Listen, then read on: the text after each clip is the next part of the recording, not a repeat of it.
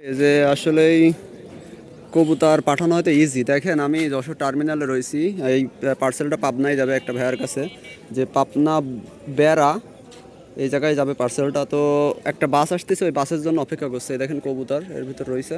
অনেকে অনেক কথা ভাবে যে হয়তো টাকা দিলে কবুতর পাঠাবো না। দেখেন ভাইয়া জিনিসটা, এই দেখেন আপনাদের সামনেই দেখাচ্ছি জিনিসটা। তো দেখেন এর ভিতরে কবুতর আপনারা হয়তো দেখতে পাচ্ছেন। দেখেন এর ভিতর 4 পিস কবুতর। তো এই দেখেন আমি অলরেডি টার্মিনালে রয়েছি, আর এইখান থেকে আর কি বাসে উঠাই দেওয়ার পরে আর কি। তো আসলে ভাই আমি দেখেন কত 1 ঘন্টা প্রায় এখানে ওয়েট করতেছি। উনি আসলে তারপরে এটা উঠাই দিব, এটা বুঝ করে দিব, এবং ওনার নাম্বার টাম্বার সব দিয়ে তারপর আমি এখান থেকে যাব।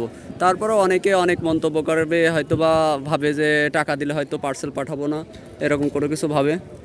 তো দেখেন জিনিসটা, আমি একটু লাইভ ভিডিও করতে পছন্দ করি, তার জন্য আর কি ভিডিওটা করলাম। তো সবাই আমার চ্যানেলটা একটু সাবস্ক্রাইব করবেন, একটু পাশে থাকবেন। তো আসসালামু আলাইকুম।